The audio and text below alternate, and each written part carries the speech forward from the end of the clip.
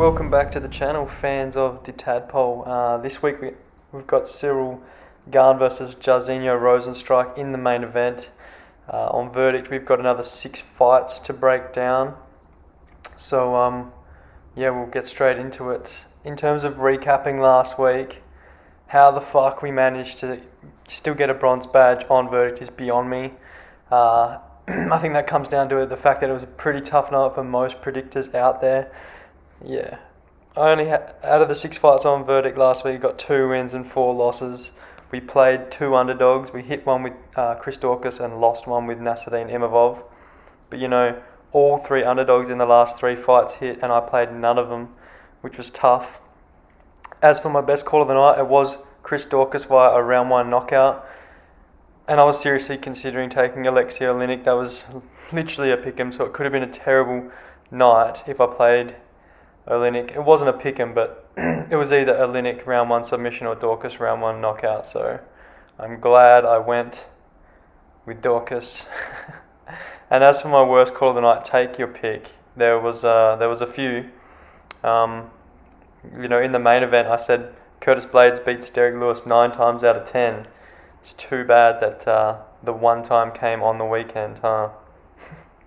But I think overall the worst call of mine was Charles Rosa, because he just got dominated in the grappling, which was an absurd outcome in my opinion. He got Bryce Mitchelled again by a guy who I thought was a far inferior grappler in Derek Minner. Outside of an early submission, I gave him really no hope in that fight, and he just smothered Charles the whole time. Even got the better of him on the feet as well, where I thought Rosa was going to have a wide advantage. So that was definitely my worst call. I was a bit dirty on Ketlin Vieira as well. I thought she had that 3rd round won, and then I also felt like she could have worked harder for the sub as she was on Yana's back, but then she rolled to kind of chase an armbar and give Yana the last 20 seconds of ground and pound to lose that round. I'm certain that's what lost her that round and lost her the fight, which is terrible. As for the betting side of things, we hit nothing as well. It was a really tough night. We lost both the single plays. I had Rosa moneyline, Rosa via finish, kicking myself for that. And then all 3 legs of the multi-loss. It's been a long time since we lost one of our multis by that kind of margin. We had Nasruddin Imavov via finish, which it got close, it didn't win. I felt like he could have separated more and found the finish in the 3rd round, but he didn't, so bad call. Had Ketlin Vieira via finish as well. Again, had that rear naked choke, fishing for it for 1.5 2 minutes late in the 3rd round. Felt like she could have done more, but she didn't. And then I had Blades via knockout. As for other bets, I floated the idea of playing Aspinall via submission. Wish I didn't commit to it here on the channel. It could have been my betting saviour, but oh well. I will not hesitate going into the future with reads like that I like. As it stands, we're 6.77 units in the hole this year, which is not good. We're still up 39.769 units on the all-time record, but the trajectory just ain't doing it right now. So hopefully we hit some sharp plays this week. Starting off at the bottom of the verdict card, we've got Alex Caceres versus Kevin Croom. Caceres 1.38 times and $1.35. Kevin Croom 3.61 times and $3.05. This is a great way to open up the card. 2 veterans within the sport, As for Caceres, essentially all of his experience has come inside the octagon. This is going to be his 24th UFC fight. And as for Croom, this is going to be his 35th professional fight. But you're looking through it, the majority of those were on the regional scene. This is only going to be his 2nd UFC fight. He has had stints in Bellator and LFA, but this is definitely the highest level that he's ever competed at. As to their styles, I feel like both guys love to get wild and get a little bit scrappy at times. And of the 2, that's going to favour Kevin Croom here. It's no secret that Caceres has the better technical stand-up. He has the prettier striking and also has better defense as well. So those manic kind of exchanges are going to give Kevin the opportunities to equalise their ability on the feet somewhat. What I do really want to get into with this fight is the grappling. Alex Caceres has good BJJ, and honestly, some of his BJJ defense is pretty good as well, but his defensive wrestling leaves a lot to be desired, and he has actually been submitted 7 times in his career. So as good as his BJJ defense may look, he still eventually gets subbed quite frequently, and that's Kroom's most likely path to victory in this fight. On the feet, he might have some moments. He has relative power. He is called the hard-hitting hillbilly. And he's going to kick the legs of Caceres as well, but I do see Alex being a little too slippery with his evasiveness and probably outpointing him on the feet. But on the ground, I think he could really realise some success down there. I actually do like Kevin's takedown game. He's got lots of manners to get it to the mat. He's got blast double legs, will drop down for the high crutch. Also looks to trip from body locks. He can be a little bit unorthodox with it. Sometimes a little too frantic with his attempts that ends him up in bad positions, sometimes on his own back. But like I said, Caceres' takedown defense isn't great. We've seen him slammed, tripped, taken down off kicks. He isn't that strong when wrestlers get on him. And his game working back to his feet is also lacking. He's very prone to getting controlled, very prone to hanging out on his back and just riding out around. And Kroom's top control is actually decent. He wraps the legs up, he ties up a wrist, loves to take the back, which he's incredibly good at, and then he will grapevine his opponent's legs to keep them flat as well. I think he's very handy, and I honestly think he can work towards submitting Caceres here. It won't be that easy. Caceres' BJJ defense, he uses all the right techniques, he is solid down there, but like I mentioned, he does eventually give up the submission quite regularly, and Kroom's going to be relentless with it. I've seen him finish fights in the 3rd round. His conditioning is good enough to grapple for a full 15 minutes. He won a 5-round decision in his last fight before signing with the UFC, so his cardio is going to be okay. I also like the fact that his last fight was against Roosevelt Roberts, another really lanky guy for the division with pretty good striking. Roosevelt Roberts has a good boxing game, and he's also got solid BJJ as well. It prepares him really well for this matchup. And Kroom steamrolled Roberts. He dropped him in the 1st round and then finished him with a choke. If you're looking at the resume, it reads as a no contest because Kevin Kroom then tested positive for marijuana, which is so silly. But if you credit him that win, he's got 11 total submissions from 22 pro wins, and I like him to find another one here as a decent underdog to start the night. So Kevin Kroom via a 2nd round submission at 15.41 times. 7% of verdict users are on the Kevin Kroom submission. I think they're all pretty sharp players out there along with me. As for the 2nd round, I like that play. I think it's going to afford Kroom some time to get to the grappling and find that real tight submission attempt with Alex defending a couple earlier on. You're looking down the resumes. 3 of Alex's submission losses have been in the 2nd round. 3 of Kroom's submission wins have been in the 2nd round. A bit of history there. And yeah. As for my worst call of last week, this fight kind of reminds me of that. Charles Rosa versus Darrick Minner. Caceres, I like to Rosa with the UFC experience edge, the seemingly striking advantage and decent BJJ. And Kroom kind of I like to Minner with a shitty regional record, but with, finishing ability and really tenacious, gritty grappling. And we know how that fight played out. I went Rosa last week. I'm jumping to the other side, taking Kroom this week. Wish me luck.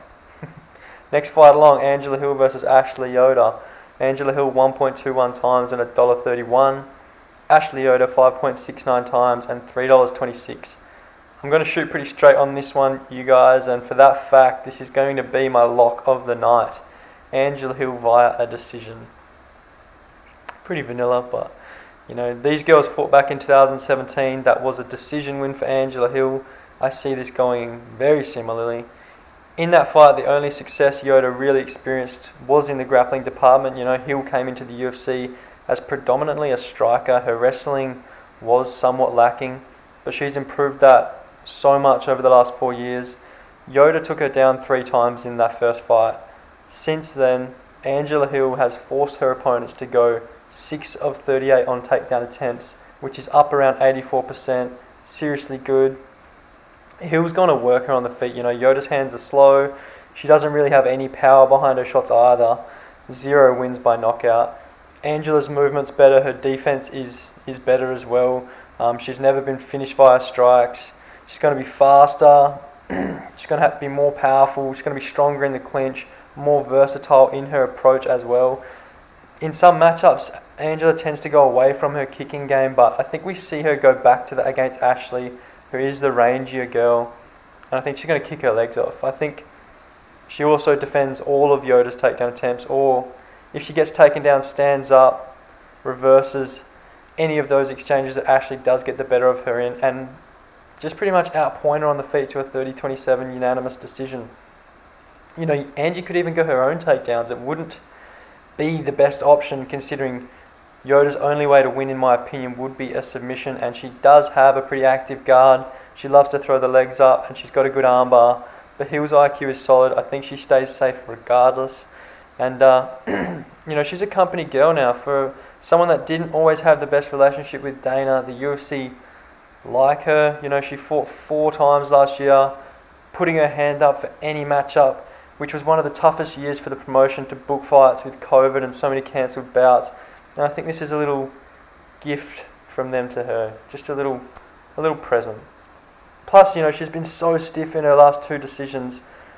Last 2 fights, decision losses to Gadelia and Michelle Waterson. You know, both split, both could have gone either way. The Gadelia one, more obviously, probably Angela's fight. The Waterson fight was closer.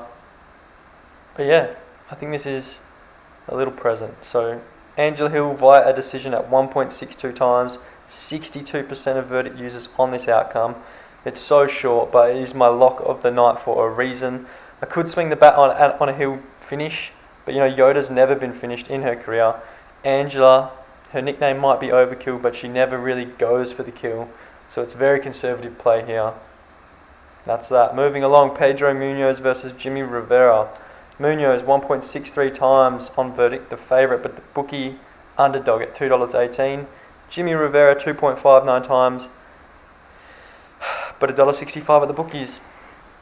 Alright, I feel like I've talked about this fight so much. You know, I broke this down 2 weeks ago when it was stripped from UFC 258. I've nothing more to add really. I'm just going to go over some of my previous footnotes for anyone who hasn't watched that breakdown. This is another rematch. These guys fought in 2015. Rivera won via split decision in that fight. And just like Hill versus Yoda in our previous matchup, I see this playing out similarly as well. Rivera's the better striker. You know, his boxing is superb. He has a solid reach, helps him keep a distance in his matchups. He also has better defense. Munoz does not move his head. His last 2 fights have been ridiculous. He's taken a ton of damage, 135 plus absorbed strikes in both, with 70% of those being to the head. Rivera's also faster. You know, the only 2 attributes on the feet that I would give to Pedro would be power and the leg kicks, you know. But aside from that, he's outmatched.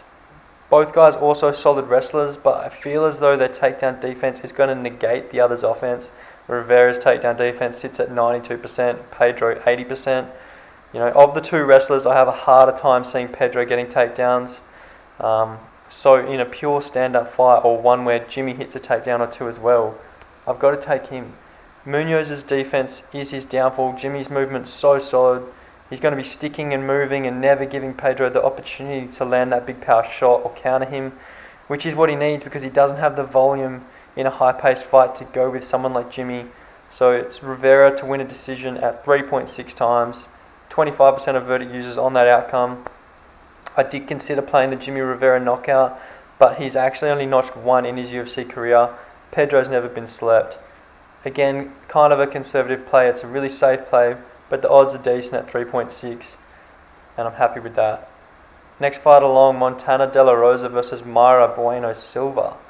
Montana De La Rosa, 1.37 times on verdict. Moderate favourite, but she's the close underdog at the bookies, $2.10. Mayra Bueno Silva, 3.67 times on verdict, a very juicy middle underdog, but the betting favourite at $1.72. I actually struggled with this fight for a bit. I think it's a tricky matchup. Montana De La Rosa would have to be given the credit in this fight for being the superior overall grappler, you know. She actively enforces grappling exchanges and clinches and wrestles in her fights, whereas Bueno Silva doesn't. Myra's actually yet to attempt a takedown in the UFC through 4 fights. But both girls do have dangerous jiu-jitsu. Montana's really good at floating on top of her opponent and kind of transitioning between submission attempts. And I can definitely see her securing takedowns in this fight. Silva has decent takedown defense, but I feel like with her fancying her own BJJ, she can be pretty willing to go to her back at times. And once there, De La Rosa does look to pass guard. She likes the rear naked choke and working towards that. But Bueno Silva is incredibly dangerous off of her back. 5 of her 7 professional wins have been submissions, 4 of those being armbars from her back, and the other one being an anaconda/ninja choke whilst defending a takedown. You don't want to hang out in her guard for long at all. If you go back and watch her fight against Romero Borello, that's what she did. It was so strange. She postured up in her guard for a minute and a half and then got armbarred. And then she got cut from the UFC because that was so stupid. And like I mentioned, Montana De La Rosa is going to look to pass guard. She's going to have to be incredibly careful when she does so because Bueno Silva will look to throw the legs up and wrap her up. As for her being such a talented BJJ practitioner, it's just funny because she never actually goes for her own takedown. She's a bit like Marion Renault in that way, which sort of limits one of her favourable characteristics. The wrestling's lacking, and therefore the overall grappling advantage has to go to Montana. In my head, the striking is a whole different ballgame though. I don't think Myra is a great striker, not by any means, but she does throw with bad intentions and her shots take visible damage on her opponent. She must pack some power, and Montana does not take shots well at all. She's got a massive heart. She fights through adversity, was so beat up by Viviane Araújo in her last fight, just battled on, but she wears the damage. Her nose recurrently breaks. She's had problems for years with it, and she also has a really heavy stance, leaves her at sitting duck to the leg kicks, and Silva does kick a lot. She smashes the legs and body, and I think that's definitely going to be something we see here to compromise the movement on the wrestling entries and the grappling cardio of De La Rosa. I also think that Bueno Silva is the faster striker of these two. So even though I don't think Myra has incredible stand-up or anything of the sort, I think she has the more power, more versatility. I think she's faster. I think her forward pressure is probably better as well, especially when she's throwing in combinations.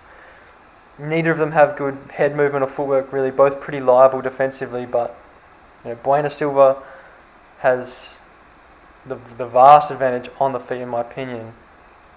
Anyway, this could seriously be one of those MMA fights where someone gets a takedown, someone gets armbarred within a few minutes and it's really anticlimactic, or it could just be a 3-round bloody brawl with some cool scrambles on the mat thrown in as well. I'm obviously hoping for the latter. I feel like this has the potential to be an entertaining matchup, just off the back of both girls' durability and willing to battle through adversity. Mainly speaking to Montana here, hoping she gets busted up, because I'm going to be hoping that Myra Bueno Silva gets the judge's nod and wins the decision here. At 6.31 times, only 16% of verdict users are on this outcome. Lots of people on the Montana decision. I can see it if she manages to secure meaningful ground control time, but Bueno Silva is so dangerous off of her back, and I think she can neutralise Montana's superior wrestling with that BJJ game and then get the better of her on the feet. And just the fact that she's this big of an underdog on verdict, and I think the matchup is that close, picking her is a bit of a no-brainer in terms of the value. So that's it. Co-main now, Nikita Krylov versus Magomed Ankalaev. Krylov 4.77 times and $3.45, represented as an underdog on verdict as well as the bookies, and then Magomed Ankalaev 1.27 times and $1.28. So really closely represented odds between verdict and the bookies. Before we get into this breakdown, full disclaimer for the viewers at home, I'm a huge Nikita Krylov fan. I think he's really well rounded. I think he's so exciting to watch. He's high pressure. He can bring the volume, and he's so experienced for a young guy. He's 28 years old, but has had 35 professional fights. And you look at his journey, it's really quite something. He debuted in the UFC at just 21. He was fighting up a weight class at the time at heavyweight. His first fight was Soa Palele.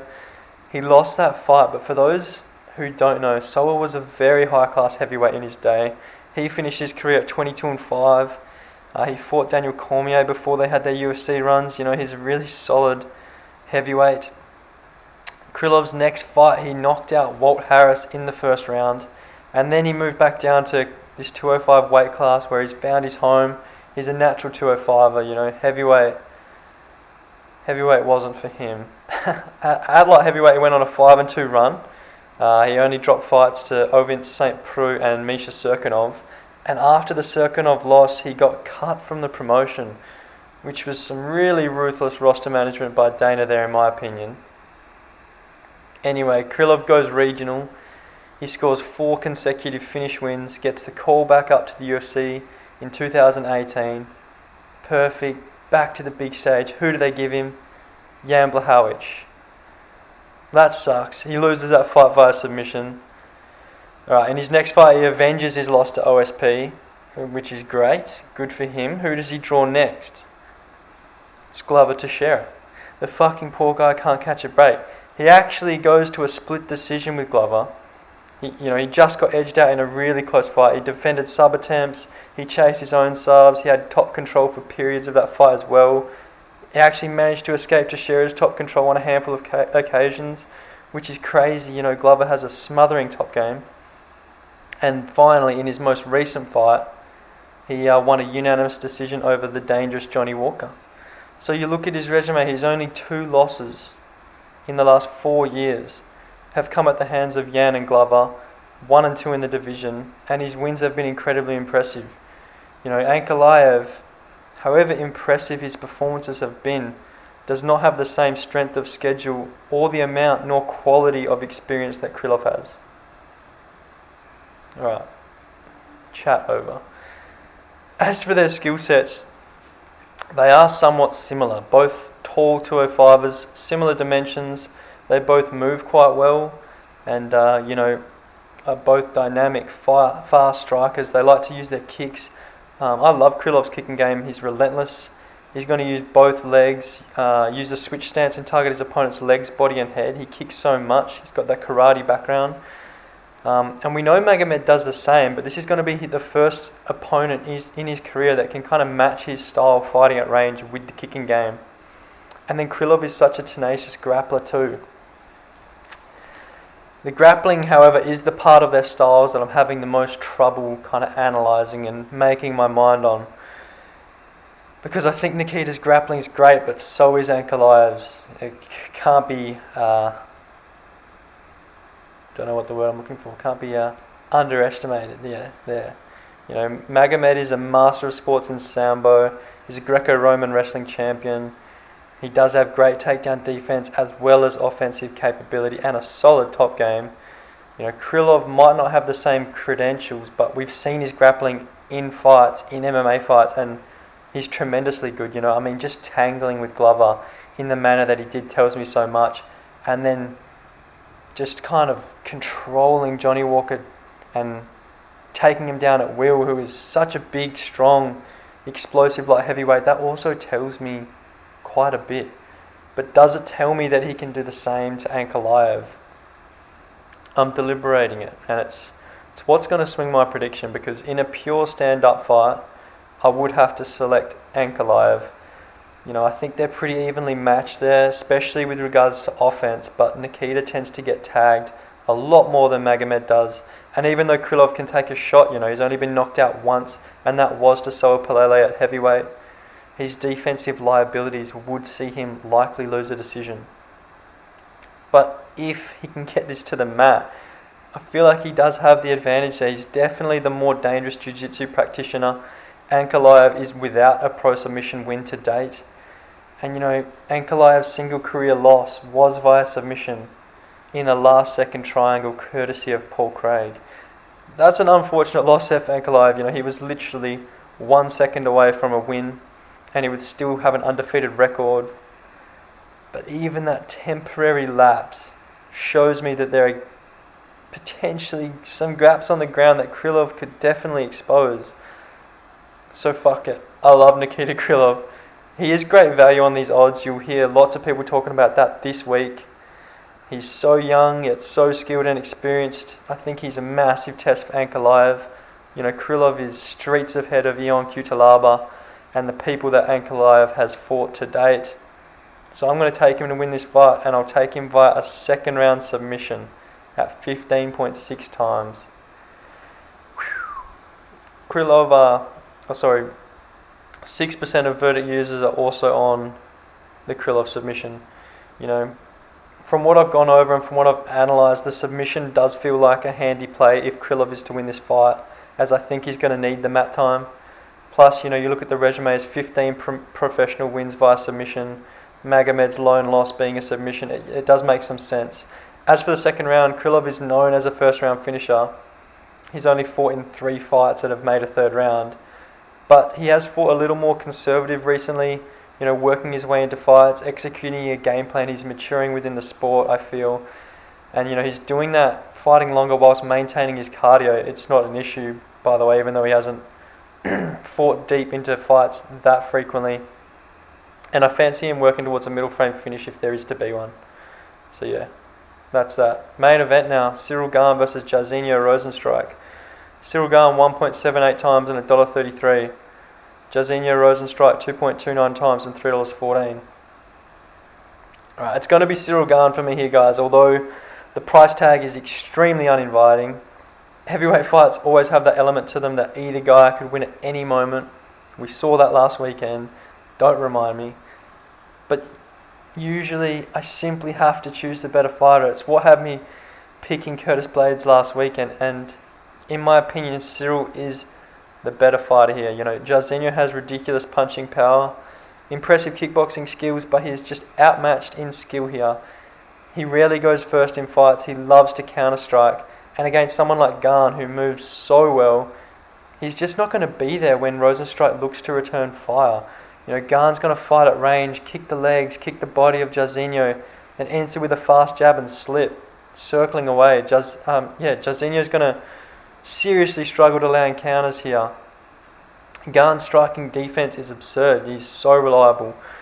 Plus, you know, he did get tagged with a couple of nice right hands at the end of the first round against Junior Dos Santos, and he ate them pretty comfortably. You know, of course, you have to think Rozenstruik hits harder than JDS at this stage, but for someone who gets hit as little as Cyril does, it was still nice to see that he can roll with it when he does. So that's my point with that. Gane also has the option to utilise his wrestling in this fight. Jairzinho does not. He doesn't have wrestling ability at all. You know, Jairzinho's takedown defense reads at 75%, which, you know, at face value is solid. But there's only been 2 fighters to attempt takedowns against him. Junior Albini in his UFC debut, who went 2 of 6, and then Overeem, who went 2 of 10. And, you know, in that Overeem fight, they credited Alistair with a bunch of takedown attempts that were really just grappling exchanges against the cage. I don't think Rozenstruik's takedown defense is very good at all when you actually watch the fights. He's very prone to getting tripped. His balance is not great. We've seen him get thrown before. Albini literally dragged him to the mat in their fight. Gane's going to have no qualms whatsoever flooring this fight, in my opinion. And when he does, if he opts for that route, Rozenstruik is seriously underskilled off his back. You know, he will not stand up. He does not have the technique to do so. The only way he escapes bottom position is if Gane is transitioning, you know, to find a sub, and he manages to explode away. You know, against Albini, he was literally just holding on to overhooks from his back. What that does is just drag the weight of your opponent down on top of you whilst keeping your back flat against the floor. You need to fight for underhooks on the back, because then you can lift yourself off the canvas whilst dragging your opponent down. His technique is just lacking. You know, and the ref blatantly fucking saved him in that fight. Rozenstruik was flattened out on his stomach. Albini had the back mount, and Jairzinho just held on to Junior Albini's gloves for like a minute. or so and was stalling, and the ref was actually threatening to stand them up from such a dominant position, which is absurd. And the ref was literally yelling at Junior to move and mount offense, so he rolled to try and keep the position, which gave Rozenstruik the space to explode up.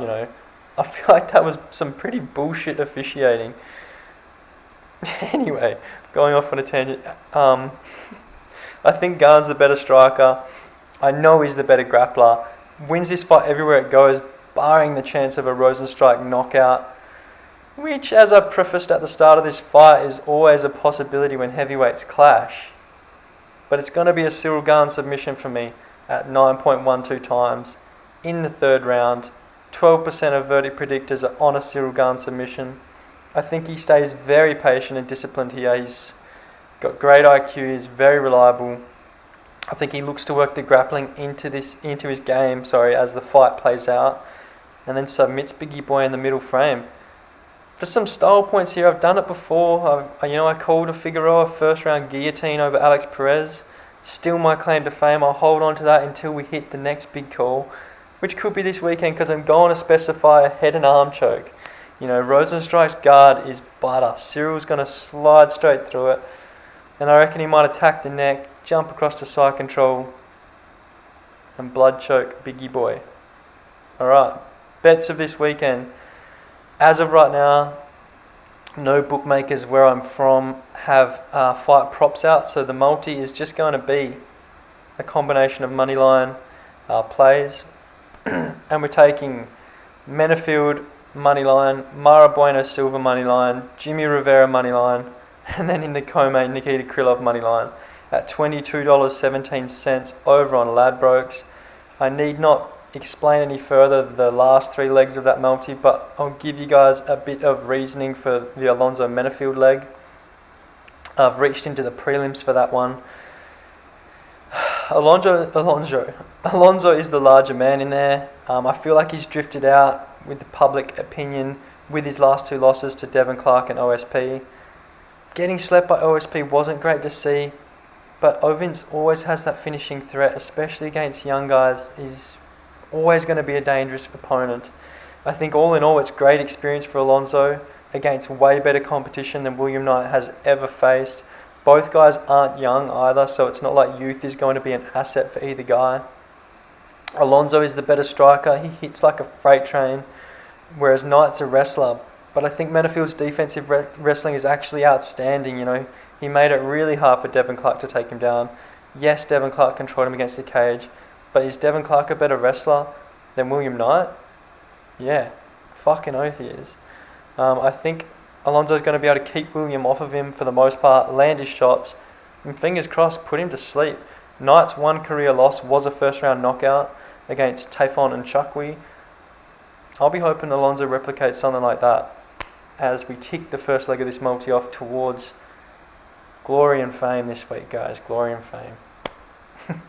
We need it. Single plays this week, we've currently got 3.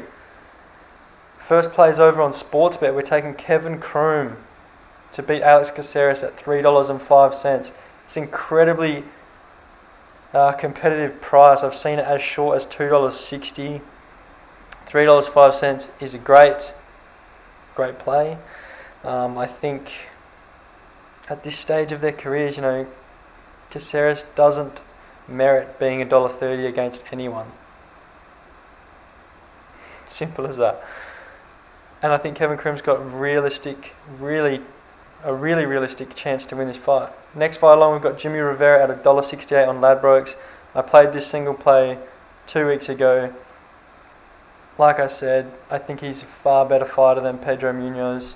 Has a great stand-up advantage with a bit of boxing, and I think the takedown defense to make sure Pedro doesn't fall this fight. And the last single play, you guessed it. You guys guessed it. Nikita Krylov at $3.75 on Bet365. Again, a very competitive price. He's sitting around $3.40 at other bookmakers. Bet365 offering that $3.75. Like I mentioned in the specific breakdown, you're going to hear lots of sharps this week playing Magomed Ankalaev but saying Nikita Krylov shouldn't be paying this much. I'm going to be one of those guys that fucking puts my name to this play, I'm taking it. I think it's value, and yeah, anywhere up near $4 for Nikita Krylov, give me that. I love this guy. So yeah, that's it. 3 plays at the moment. All my socials are going to be in the description. Stay linked on those, as I might drop a few more plays when props release. I didn't last week, but I was going to play that Chaz Skelly submission because I said anything over $7 and I'll be interested. It came out at 8.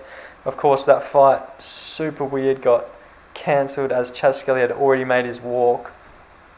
And then at this part of my breakdown last week, I also floated the idea of taking Aspinall via submission, which would have been an awesome play. So this week, I might look at a couple. Specifically, I think if Kevin Kroom is paying more than $7 to win via a submission, I think that's definitely worth a stab. And realistically, $7 plus could definitely be a price that props come out at. So you want to stay linked on the socials for that. Another one that I'm considering is that if Cyril Gane is paying upwards of $5.50 for a submission win, I will also look into that. I feel like the knockout is going to be much shorter than the submission. I feel like there's a chance that we get $6 for the sub.